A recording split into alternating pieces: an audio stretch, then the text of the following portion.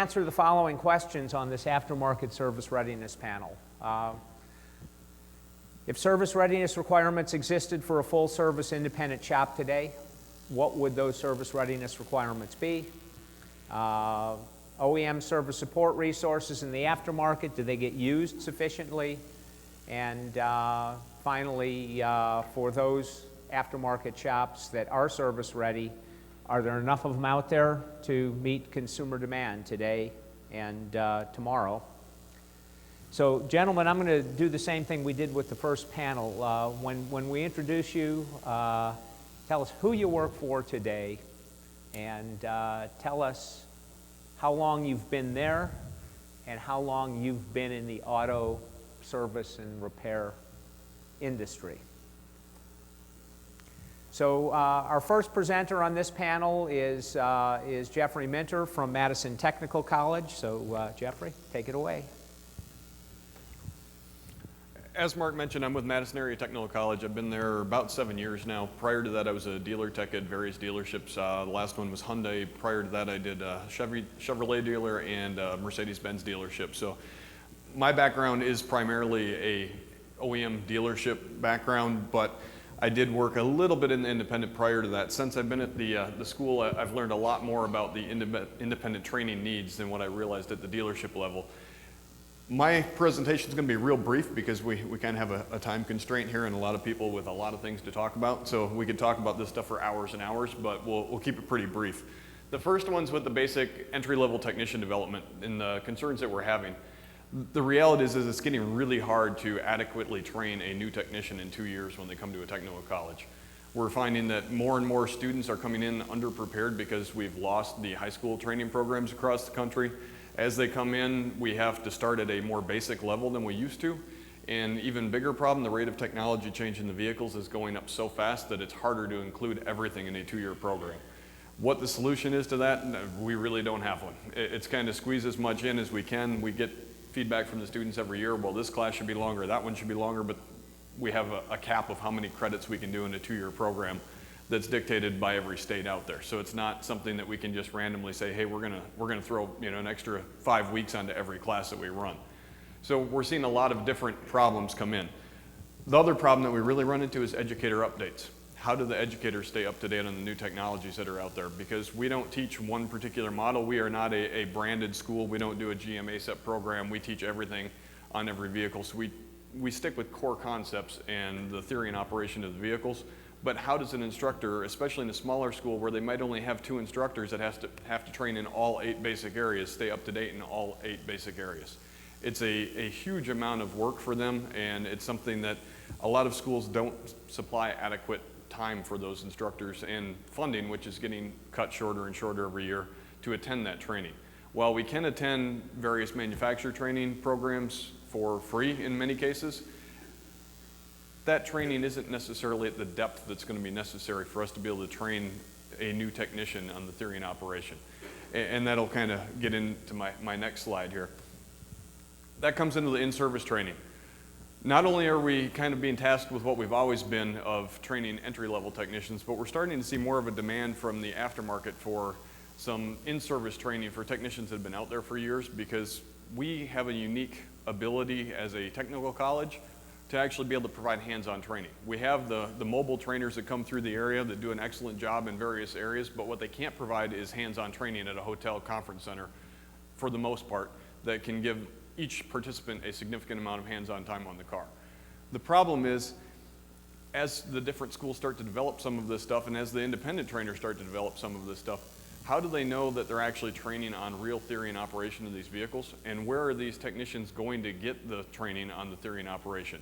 And the reason I said that the instructors attending an OEM training for a specific vehicle line isn't necessarily enough background for them is the dealers don't really get too much into the theory and operation of the systems for their technicians. It's more system specifics and how they behave in their vehicles. Probably one of the bigger things that we've been addressing lately is the hybrid and electric vehicles, the more advanced technology. There isn't much out there from any OEM on how a permanent magnet brushless DC motor actually behaves, how it works. What does the inverter really do? They'll tell you what parts and pieces are in, how they're coupled together, how they behave when they fail in their car, but they don't actually give you the theory and operation of what's going on inside of these monsters of electronic components that are out there.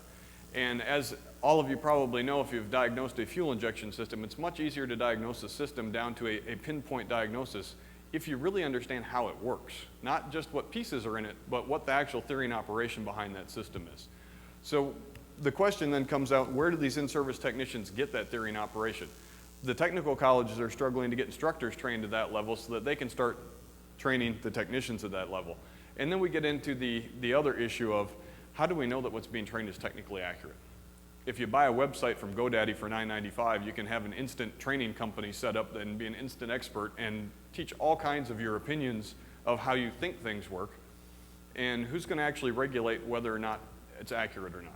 There's a lot of garbage out there right now, as I'm sure you're all aware. I'm sure the OEMs have seen it and cringed at what gets taught about their vehicles in the aftermarket in some cases.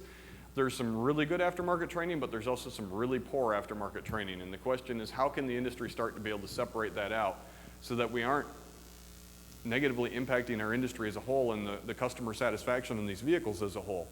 And as we talk about the actual technician readiness, I think it's important to realize that the aftermarket shops and the OEM shops are two totally different business models. And this was already talked about earlier, the age of the vehicles, the cost of the vehicle repairs versus the value of the vehicle changes, the overall dynamics of this. And personally, my feeling is that the aftermarket technicians have a much harder time to be service ready because they have a much larger amount of material that they need to understand, and they have a lot more in-depth diagnostics required because the customer won't accept a repair in an aftermarket shop on an older vehicle that the OEMs would pay for under warranty. It's just not the same dynamic of cost versus value of the vehicle. And we really get down into a root cause analysis requirement on the aftermarket that we don't necessarily get as in depth on the OEM. Plus, the OEMs tend to work on a limited number, as we saw, of years that those technicians are very familiar with the pattern failures of those vehicles. As these vehicles age out, those patterns change. They don't get to be as much of a pattern, and there's a lot more vehicles out there. So the aftermarket technicians really have a lot more in-depth training for root cause analysis and basically pinpoint testing that we don't see at the dealer training that much anymore. We're seeing a lot of scan tool diagnostics and pattern failure replacements from what I was seeing when I was a tech still going, and different manufacturers are better than others, but there's a lot more out there that the independent technicians really need to dig into, I think, and the question is, where are they going to get it? And unfortunately, right now, we don't really have a good answer for that. And with that, I will step out of the way because we have a ton of stuff from Identifix. This is actually a perfect segue to Aaron Cherington because, you know, the question is, what are technicians to do? Because there are so many different aspects of service readiness, and the nature of the pattern failures are so much different in older vehicles, and it's really hard to do your research, your diagnostic research for every single car that rolls in the door. And if you think back to that 360-degree service readiness model we saw before, one of the key elements of service readiness is having a good technical assistance system available to you and using it when you need it. You're going to hear something about perhaps a 20-minute rule here a little later in our discussion, and I think Aaron can speak to that. So Aaron, who do you work for? What do you do? How long have you been in the industry? Very good, thank you. Well, let's see, I work for Identifix as the Vice President of Product Management and Strategy. I've been with Identifix for the last 8 years and served a variety of roles, from sales to data licensing now to product management. So as Mark pointed out, what we are in many ways is the just-in-time information and knowledge provider for the aftermarket. And you know, Identifix as a company has been doing this now for 25 years, and I often joke that we started the hotline back in 1987 when cars were difficult to diagnose. That's a joke because obviously the technology changes so fast, so much today versus what it did back then when we had tough things like fuel injection and, you know, et cetera. So, you know, who we are and you know, our perspective and what I want to focus on today is the use and availability of information in the service readiness component. We on average take about 20,000 calls a month. Over our 25 years, we've taken 4 million calls from technicians all over North America, because we actually support Canada and Mexico as well. So we get a lot of input from technicians and their struggles, as you might imagine. Out of our experience on the hotline, we created our own website-based product, and that's called Direct Hit. And essentially, it's a combination of knowledge and that we developed ourselves and information primarily from the OEs. And as of today, we have a little north of 38,000 shops in the aftermarket using us, and they look up approaching 20 million vehicles per year. So we have a really interesting insight on what they're looking up, how they're using it, et cetera. Again, this has been touched on many times today. The vehicle that all of us are working on is more complicated and has more technology than ever before. Just as a comparison, I mean, we did some research, and it looks like the 787 Dreamliner has about a little less than 7 million lines of code. The average 2010 Ford has nearly 11 million lines of code in it. So there are multiple computer systems, multiple technologies involved, and you guys all know this because you see it every day. Compound that with some market realities that the market has shifted in many ways. I mean, groups like Midas or AMCO are now working on everything. Everyone's now a generalist that, as it was mentioned before, has to work on whatever comes in the door when they lift up the door in the morning. So the challenge is becoming daunting when you factor in as well that we're now working on, someone mentioned it earlier, I think it was Charlie, the average age of the vehicle is now almost 11 years old. So the shops are being challenged to work on vehicles from the early 90s to 2010, 2011, 2012 that are serviced very differently potentially, as Mark pointed out earlier. Many of our customers have what they do call the 20-minute rule, where they'll spend 20 minutes trying to figure it out, and if they can't figure out or have a good direction of what the issue is, they'll call us and speak to one of our 45 ASEL1 experts. So compounded, there's another additional market reality that's happening is the OEs are introducing more types of models. So again, that just compounds, there's more technology, there's more differentiation of the vehicles out there as well. So the aftermarket shop is faced with all of these challenges, plus on average, about 72% of the shops out there in the aftermarket generate $500,000 in revenue or less per year. And obviously they have a lot of other expenses that need to be taken first before what they can spend on information. So, the final result for us is that's one of the biggest challenges we get is I can't afford to pay for a lot of these information or multiple information sources. So thinking about it, again, based on our experience and our insight, what do aftermarket shops really need from their information source? Well, we think they need 4 things. They need it to be complete because of that broad model range. They need it to be easy to use, especially across multiple manufacturers, because they have to service up to 20 or 30 different makes who use different terms, etc. Again, they're paid just like everybody else is on how many vehicles they fix right the first time. So it's got to be quick, easy to use, and as we already covered, affordable.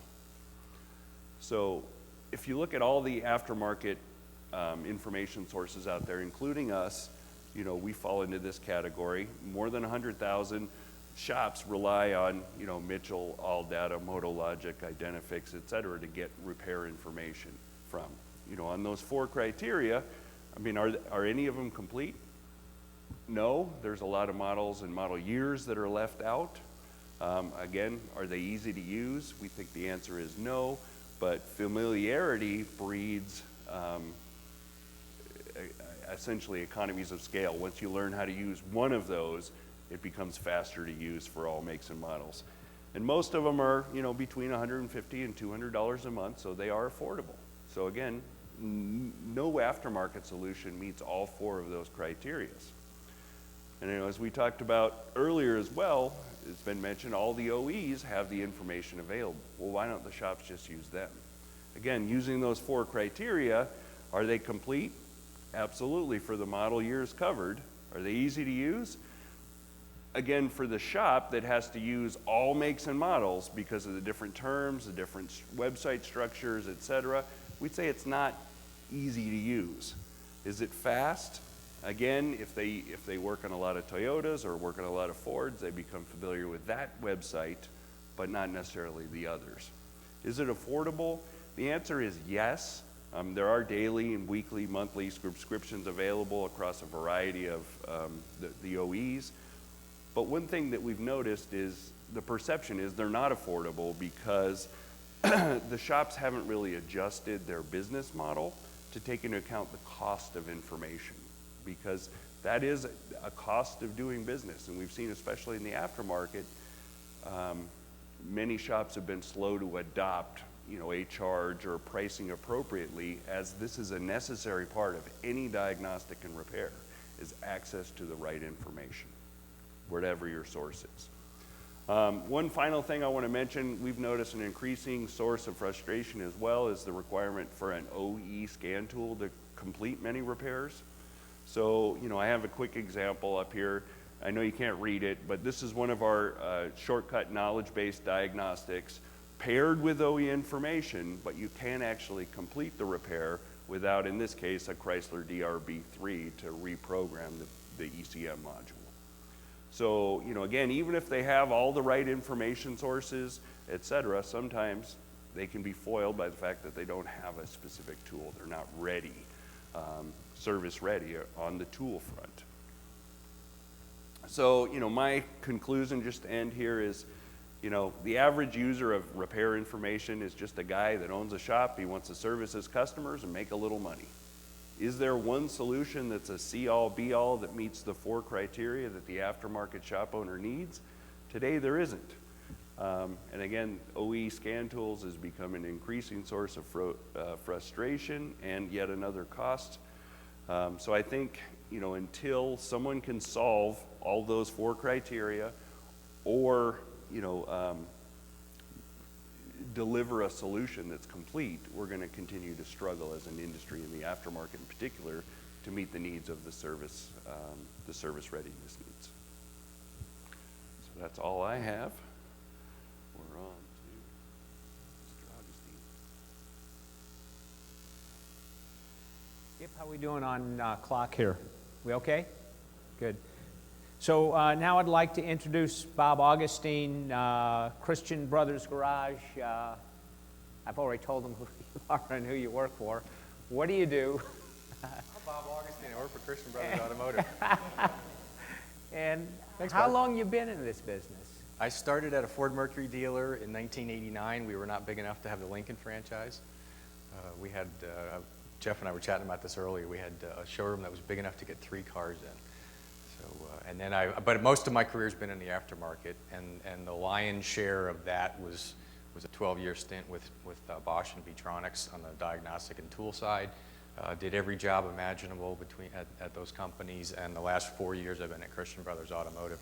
My primary job of the 7 jobs that I do right now is I do store performance consulting. I have about 24 of our 115 stores that I'm a store coach for.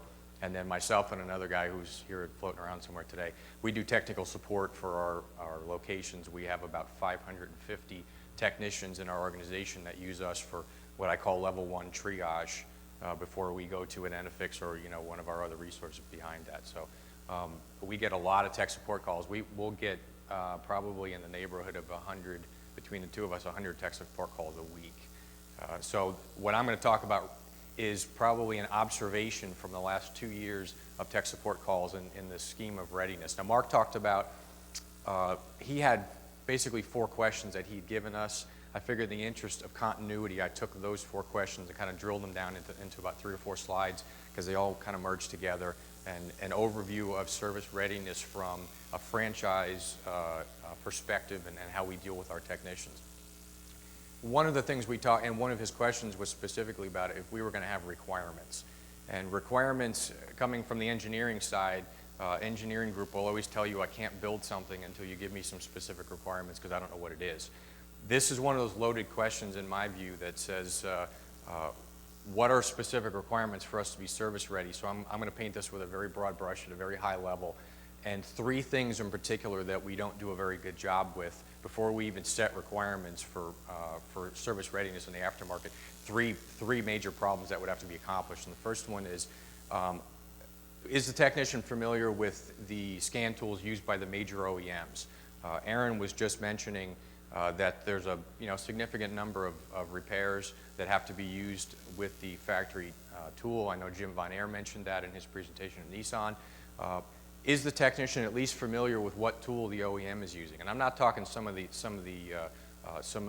more unusual OEMs, like what tool is Ferrari using. But we're talking things like, okay, if a General Motors product comes in the door, what tool would the GM dealer use? If a Toyota comes in, what tool is the Toyota dealer using? Because familiarity with what that tool is and how it operates, whether it's PC-based, whether it's embedded, is it cloud-based, is it local, those kind of things. Because when you follow that service tree, especially as we start navigating into OEM service information, the diagnostic routines are written around the factory scan tool. So you have to have an understanding of how the tool works in order to make sense of the trouble tree and the diagnostic.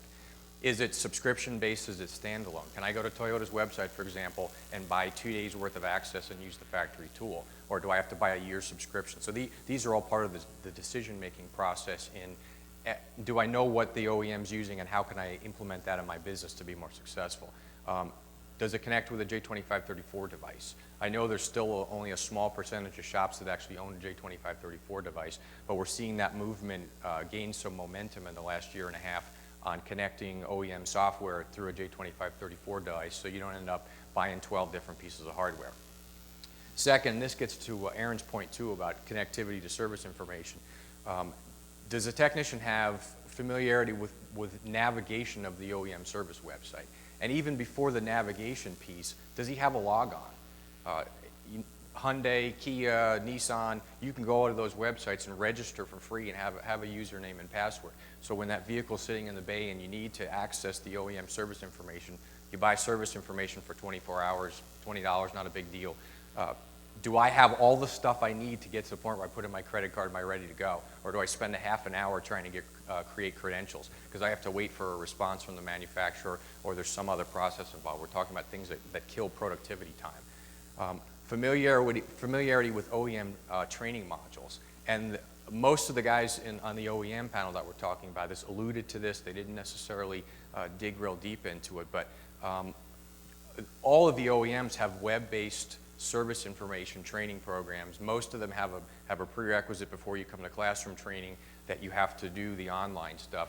Almost all that online training information is available on the manufacturer's website. Yes, you have to pay for it, talked about that earlier, but the reality is you can do all the same dealer level training for the most part that the dealer guys do, with the exception of maybe the classroom stuff, on their online portals, and it's all available. You just have to make the time to go out there, register yourself, figure out what the cost is, kind of pour through the offerings and figure out is there something available. So question number 3 was dealing with service readiness, and I think particularly on are there things that we're not really ready for. And I use the 70% rule. In addition to my career at Christian Brothers, I've probably been in thousands of shops over the last 15 years when I worked for Vitronics and Bosch. Most of the shops I go into fall into that 70% category, which is they have the correct tool to always complete the repair probably 70% of the time. I know the OEM guys alluded to this. I know we're alluding to that on this panel. And that includes, do they have a scan tool that can properly perform the job? It's interesting to pull codes on a control module. It's certainly more interesting to be able to get some data stream, but if you follow the flow chart and you get to step number 24 and there's some recoding procedure, initialization procedure, setup procedure that you can't do with the tool you bought off the tool truck, none of that really matters. And so that 70% rule, if we're going to look at service readiness in the aftermarket, that number needs to be moved way up. I mean, we need to be, my rule of thumb is we need to be in the 90 or 95% service readiness business when it comes to tools and equipment.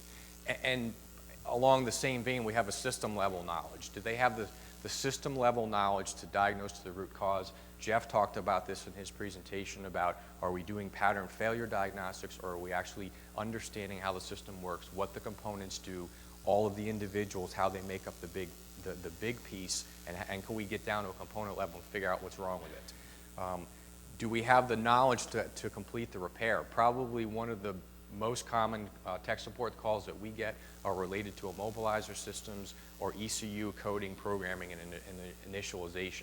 A lot of the service information in the aftermarket is weak in that area, and I'm not in the locksmith business, but any domestic car, any Asian car from 2002 forward, if you replace a control module, an engine controller, you have to relearn the security system.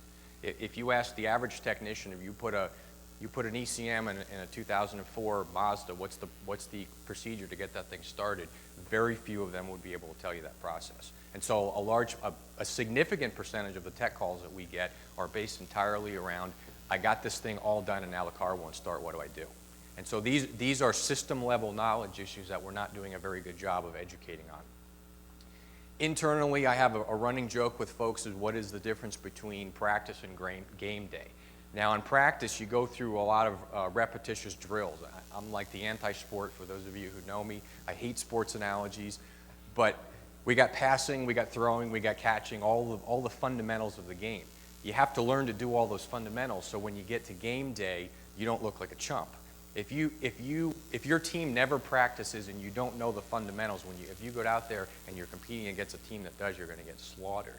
And so the analogy that we use internally is, and this is a rhetorical question that I ask internally for our own folks and you guys out there, what percentage really of the cars that come in are you practicing on? And I don't want an answer because I'd probably be embarrassed for a lot of us, but the reality is, and Jim Von Air talked about this, Bob Stewart talked about this, the dealers do a very good job, I think, of doing system level and model level preparation. We don't have that ability in the aftermarket because we work on so many different things. So my ideal, obviously, would be 100% of the vehicles that come in the aftermarket that we would be service ready for. I think that's completely unrealistic. I understand that. But I would like to be at the 80% range, which is 80% of the cars that come in, I at least have some system level knowledge. I mean, myself, probably half the support calls that I get, I have to say, hang on, let me call you back in 10 minutes, and I'm going to go into the service information and just start digging. I got to see from the start to the finish what's the process required to finish this repair so we don't start something and cause a bigger problem. Jim talked about labor pools. This is huge for us. Majority of the technicians that apply to us for technicians, even L1 master techs, are very good general mechanics but lack specific expertise. A lot of them are really poor just in basic Windows usage. 80% of what we do is now either on the internet or on a laptop or some usage of computers, and most of our guys just hate computers. And I don't know how we get them to like computers, but if they're going to be in the business in 5 years, they have to adopt this because this is where we're going. Flash programming is a big one for us. Network diagnostics, very few of the support calls that we get when it comes to network diagnostics, do they know how to start that? I usually field those calls because of my background at Bosch and Beatronics. When we're building scan tools, you got to learn about networks and how they work. I use this slide from the Tech 2, no communication on the vehicle, because no communication on the scan tool causes heartache for a lot of technicians, because 90% of the world is I plug in my scan tool and it tells me what's wrong with the car. If the scan tool is not communicating with the network, they need to start much earlier in the process and figure out, do I have a scan tool problem or do I really have a problem with the car? I probably get 10 support calls a week just on my scan tool won't communicate with the car. How do I start diagnosing it? So these are system level problems. We need to do a much better job of explaining to technicians how these networks work so they can troubleshoot. And then obviously proper use of service information, and Aaron talked about that. Mark's question was what percentage of shops are service ready, and I wanted to kind of clearly define that. The shop needs to understand whose responsibility is it to purchase scan tools. Many of the technicians that come to work for us that are L1 master techs don't own any scan tools whatsoever, which as a guy who sold scan tools, I find that amazing. You would think that an L1 would at least own something off the tool truck. a large percentage of them expect the shop to buy their tools. And I don't want to start an argument about who's responsible for buying tools. What I'm saying is there needs to be a clear understanding between the owners of the shop and the technician whose responsibilities, who's buying what. Am I buying shop level tools? Are you buying some of the others? And I think we need to have that dialogue. Who's responsible for programming subscriptions? Who's responsible to keep these tools updated? You have a Chrysler Y-Tech, or you have the Ford IDS. They update those tools sometimes twice a week. Somebody in the shop needs to be the software champion and to manage their way through that, because what's really catastrophic to technician labor hours is he goes to connect his Ford IDS and there's an hour update, and he can't do anything until the tool finishes updating. So managing the software flow is important. And then a roadmap. Most technicians, I think, don't have a mentor at their location, whether it's the shop owner or the shop foreman, to help them figure out what things they're not good at, and then go out and actively, and I say actively, seek those resources, such as the OEM training modules or a vision event or things like that. To me, training is not just about spending 3 hours in the evening in a hotel room with a pizza by the local parts supplier. I mean, those are good things to gain some case studies, but real system level knowledge requires us to be much more proactive about going out and seeking stuff. This next one kills me when I go in a shop and they got a little bit of downtime and they're on the computer looking at motorcycles. Just nothing wrong with motorcycles, but they need to be using that downtime learning and not surfing. And then compensation, somebody mentioned flat rate earlier. I don't want to get off on that tangent, but the flat rate system has destroyed our industry. We need to figure out a better solution. I don't want to have that dialogue right now, but it's created a silver bullet mentality. And the silver bullet mentality has created an entire generation of technicians that don't know how to diagnose anything. And that's a big problem. So I'm going to turn it over to Rusty. On that happy note. Yeah. Thanks, Bob. Thank you. And you can tell I'm from New York. I talk fast. You did well. Thank you. So next up is Rusty Savanac from the Paxton Garage in Paxton, Mac. I've heard some of my peers talk about their challenges. A lot of them speak about their successes and how they've accomplished getting over hurdles.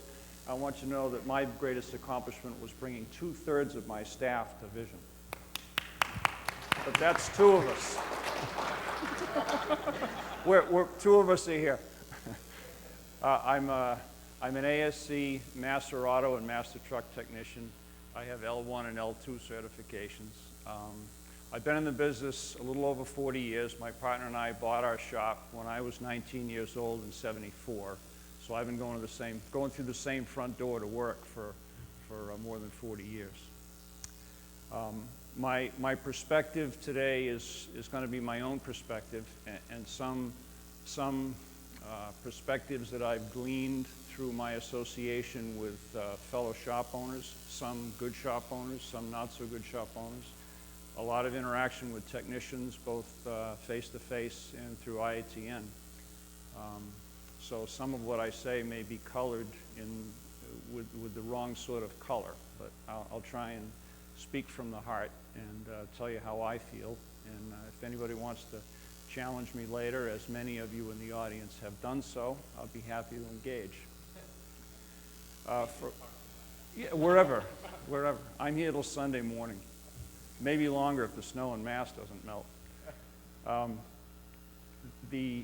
From my perspective, I think that I'm satisfied if I consider myself service ready at my shop for cars that are 3 years old and even 5 years old. You know, we certainly don't see those cars for anything technical, and I'm sure that's pretty pervasive among the rest of the aftermarket business. I think we have an advantage in the independent sector over the factory environment because we don't need to be 100% service ready. We need to have the resources available to accomplish the repairs that come to us, but we can be somewhat selective about what we want to be prepared for. As an example, at my shop, I've made a decision that we're going to be prepared to service the hybrid cars, but limit our scope of training and ability toward routine service and being familiar with what we can and can't do. And that's a big problem for the whole industry, is knowing what you're capable of and what you're not capable of, so you don't start down a road that you can't complete.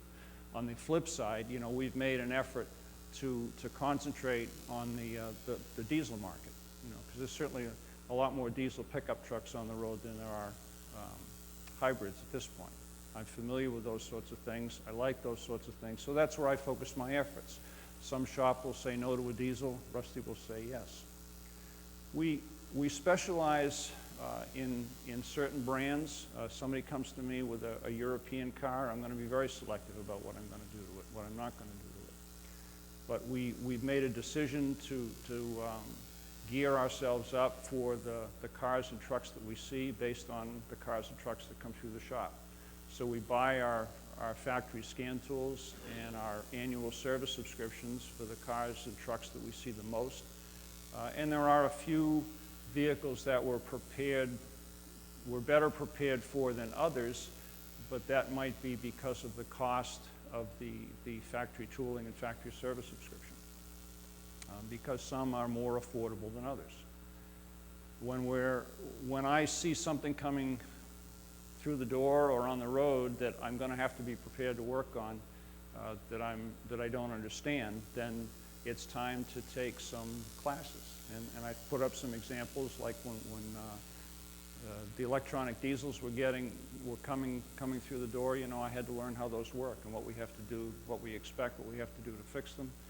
Variable valve timing, GDI. You know, those are all sorts of things that you at least need to have a good handle on how they are, how they operate, so that when one comes through the door, granted, you know, I may have not taken a variable valve timing class that Honda or Toyota has offered on the factory level, but when I go to the service information and read about how to address the situation that I'm faced with, at least I understand the terminology, the technology, I understand what the component does and what it accomplishes, and you know, I'll get my way through it. And maybe the first one will be a learning experience.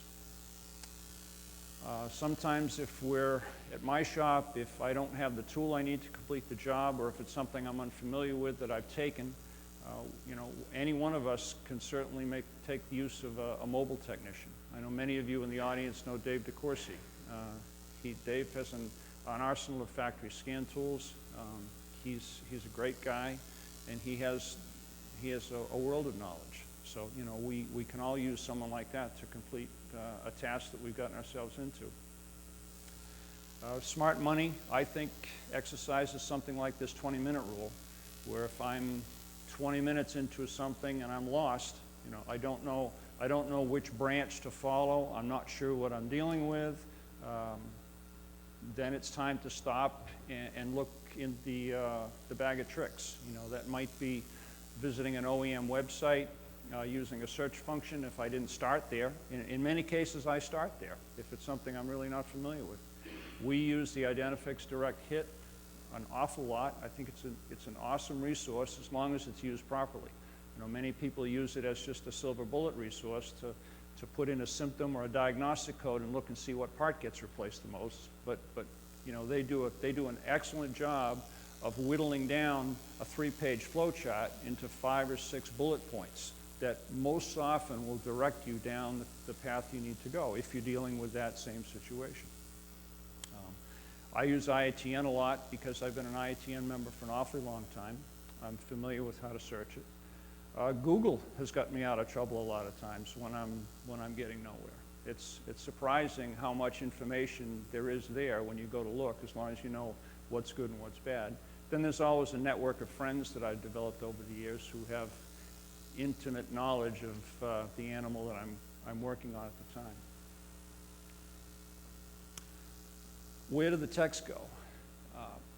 I think there's a very, very tiny percentage of people in the aftermarket that actually use factory resources. And when I say that, I'm talking about factory service information and factory scan tools.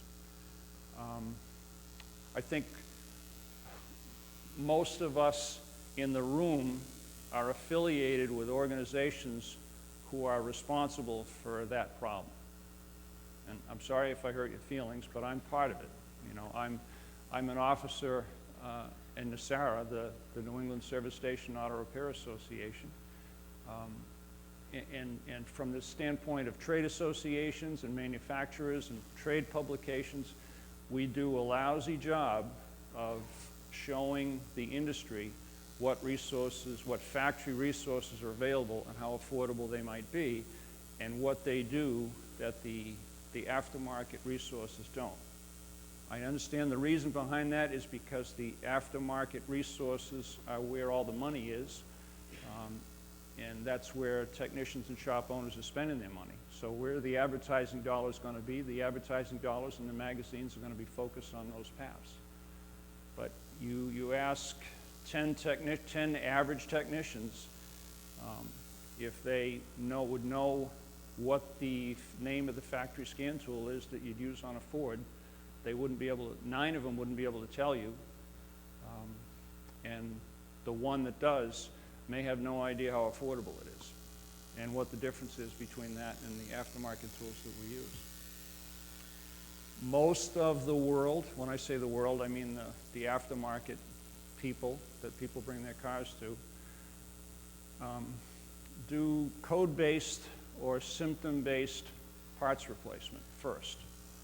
Pull a code, replace a part, for whatever reason. Maybe it's if it's an EGR code, we'll start with an EGR valve. Maybe they've been down this road before and know that when they're faced with this particular symptom or this particular code, they usually can fix it by replacing this part. Sometimes it works, many times it doesn't. So we replace the most likely part first, then we replace the next most likely part, then we replace the next most likely part, and then we start looking for help. And unfortunately, the motoring public has a certain amount of acceptance for that. And I think that's sad. I think that's sad. Why is that? Well, obviously the way that we've pushed the industry into completing a repair fast and putting the emphasis on productivity has hurt us, rather than fixing the car right the first time. Most of us pay our people, I don't, but most of the industry pays our people based on productivity. And that discourages fixing the car right the first time. In my mind, what's a qualified tech? Well, a qualified tech, when I first started, was somebody who could successfully take something apart, mechanical, fix it, machine it, have it machined, put it back together properly, and have it work. And that was someone that had that particular knack or that skill to be able to do those sorts of tasks. And now a qualified tech has to be someone that's that has more up here, that has more than the knack for feeling whether a bolt is cross-threaded or not, knowing how to use a particular tool. The person has to have an analytical mind to be able to understand, first of all, read how something works, or have taken a class in how something works, and then be able to use that knowledge, develop their own procedure for testing how that system works and doesn't work, and be able to come up with the reason why, and then be able to fix it. That person has the analytical mind, perhaps the mathematical skills, some background in physics or science. Those sorts of skills are going to pay more in other lines of work than we can. So the type of person that we need may not even be in the system. They may be trainable, but they may have to work with someone who, what's the word I want? Helps them with, they may not have the full skills. They may be able to put the thing together, but they may need someone else to help them through the diagnostic and the analytical process. There are not a lot of those people out there. And if my son was that type of kid, I steered him away from our trade. I said, this is not what you want to do. You want to go to engineering school, you like mechanical things, you become a mechanical engineer, and he's got a good job. My best two techs over the 40-some-odd years have been, they were both kids that went through a post-secondary school trade school program, and then came to us with that mechanical skill and some basic knowledge, and then we refined them to be to get to the level where they are today. I say they are today. One of them is probably going to be my future son-in-law. He's one of the 2/3 of my staff that is here. And the other saw the light early on, left us and went into police work, and he became the police chief of Paxton. Well, probably the smartest of all of us. When I mentioned working conditions on the slide. That's another thing that turns people off from our trade. Our working conditions in the aftermarket can I say suck? You can. All right, I did. We don't typically have, nice, warm, well-lit, warm in the winter, cool in the summer shops with dry floors and no noise. The conditions are not that great. The working conditions, the places we have to crawl into, get under, get over, take a toll on our body. I don't consider myself an old man, but I've got a bunch of junk parts that I can attribute to the trade. Where do we get our techs from? I threw this in just more as a dig than anything else. We can always grab the smart guys that leave the dealer environment because they're fed up with the flat rate pay that rewards the guy that can do nothing but change parts and penalizes the guy that knows how to fix the car. He gets them from Nissan.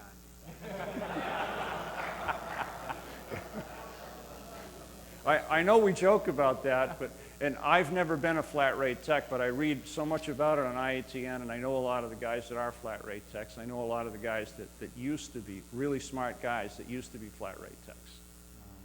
I think it's an issue, you've heard it before today, I think it's an issue that we really need to address. Most aftermarket shops nowadays are not flooded with work. Well, there's more cars on the road than there were 10 years ago. Why aren't we all flooded with work?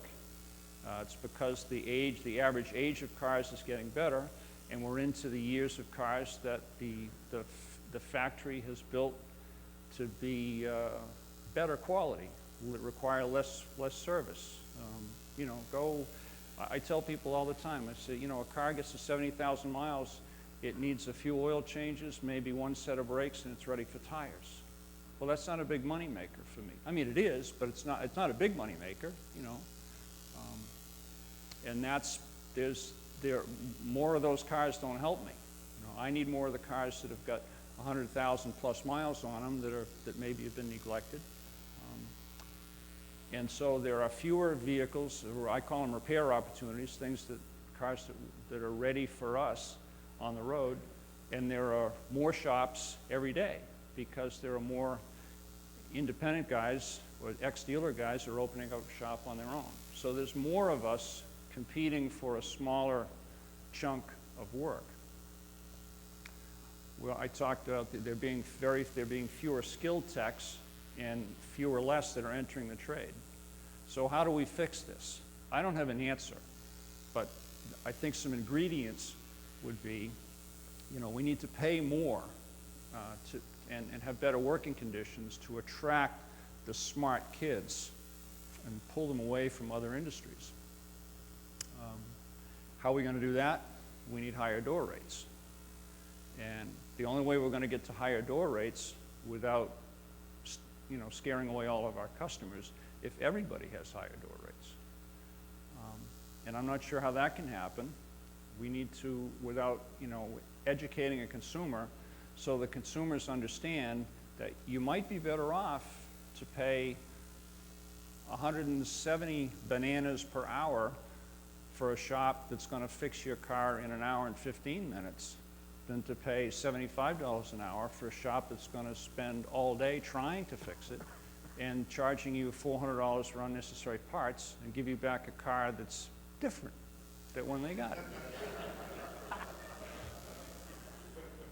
it. Again, we laugh, but that's what goes on. I mean, I see it. I have cars that come to me, the people are out of money, they're frustrated, they've spent a lot of money at other shops, and they come to me, and they don't want to pay me my diagnostic fee because they're frustrated and they're out of money.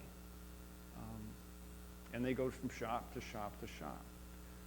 So I don't know if we can train the public in how to shop for value rather than dollars per hour. They need to know how to differentiate between a good shop and a bad shop. We need to sell value. I think the only way that's ever going to happen is if we have some kind of meaningful licensing, nationwide licensing, or some kind of meaningful industry standards. I think it has to come from within.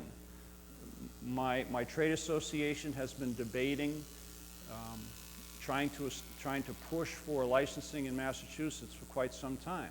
We've got some old cronies on the board. We've got some young blood on the board, and there's always a clash.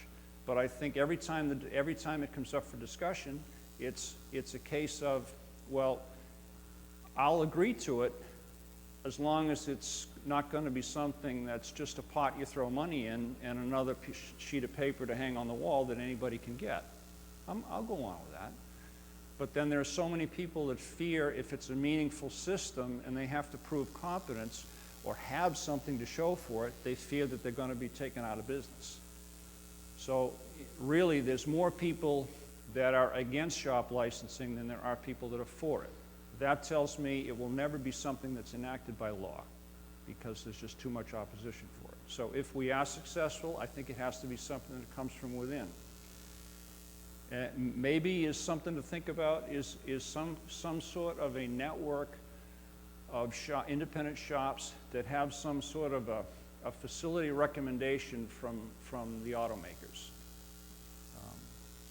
That would be a good place to start because the people that build the cars, certainly we've heard today, know what they think the shop needs to be able to properly repair them. And a recommendation from an OE would mean more to a customer than, forgive me for saying so, Napa Auto Care or AC Delco or AAA rated.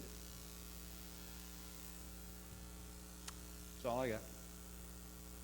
Thank you, Rusty. I think one of the things that you've all noticed, and Bob, indulge me for just a moment here. We started this all out by talking about a 360-degree service readiness model.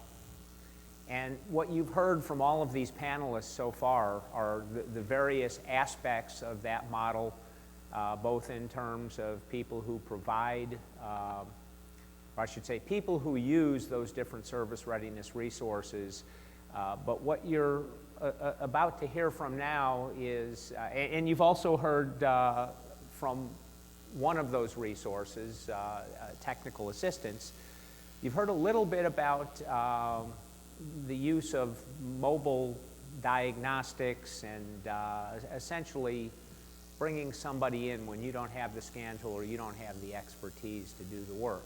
And all of these different things are different elements of service readiness, both in a dealer world, but probably more important right now in the aftermarket world. So I'll introduce Bob Beckman, Beckman Instruments.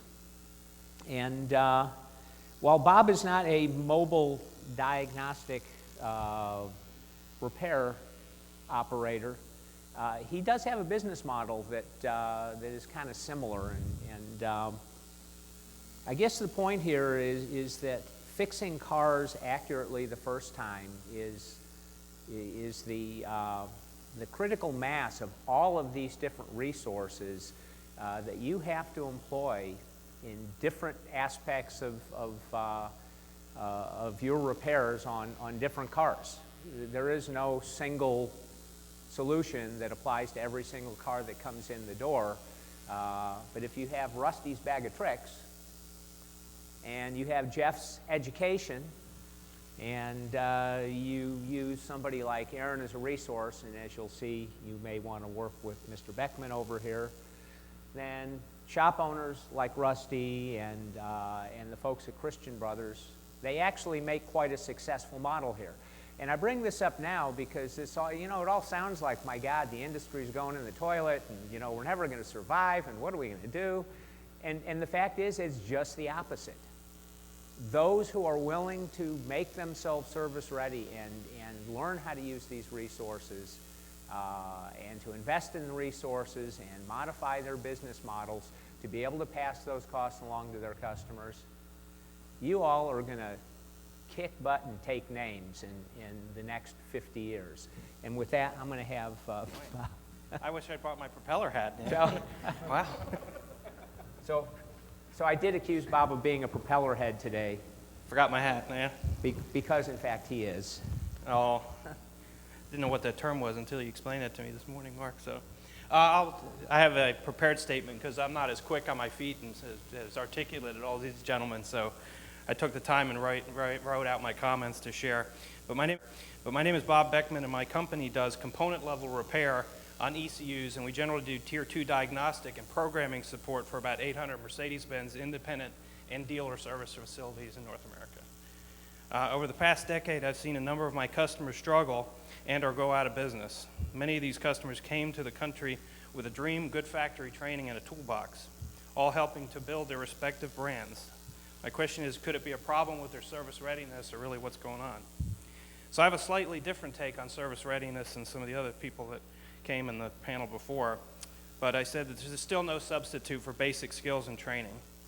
But being service ready does not mean knowing all the answers before the car comes into the bay or having all the electronic diagnostic tools at hand. I think it is more about knowing where to quickly find the answers. With the complexity of today's vehicles, knowing all the answers is becoming impossible, and it's only going to get worse. It's much more about building a disciplined diagnostic process and leveraging modern communication and collaboration tools. But first, let's contrast successful and failing shops and look at their differences. Since I'm not doing this on time. Okay. Sorry about that. Okay, so first I have some trouble customers. They come to me because they're failing. Perhaps you know some shops like this. They tend to get buried in all the information and tools and are often too proud to reach out for support. They work like little islands, all fixing the same problems on their own. They'll blindly follow guided fault-finding products which have long feedback cycles and are often never republished since engineering is too busy working on the new models. They make questionable business decisions by buying lots of tools, thinking the tools will fix the car. They may use these tools infrequently, tools they have very little return on investment for their particular business situation, and they spend countless hours maintaining and learning how to use these tools for very few jobs. They and their employees also rarely, if ever, participate in any training or personal development. So what are my successful customers doing? They seem to have realized that they need to reach out for help in some cases. They refuse to get mired down in problems cars, but rather make a wise business decision to seek expert help when it's appropriate. The help can be a comprehensive service information from an OE website, which is easy to navigate. It might be a technical assistance hotline, where experts with vast prior experiences can help you navigate the sea of information. It might even be a mobile diagnostician with the needed equipment on his truck, but more importantly, the knowledge needed for the specific diagnostic task. It might even be a remote diagnostician who can connect to the vehicle over the internet and deliver the software diagnosis to you on an as-needed basis while you're in the next service bay actually fixing a customer's car and making money. And these are softwares and tools that you may never use again. But the bottom line, and this is the most important part, they are willing to pay for these different resources. So the question comes up sometimes in the discussions that we should all specialize. Many in our industry suggest that the solution might be that everyone specialize. Keep it simple, comprehensively train and have one tech or right tool for each tech for the limited task that you have to do.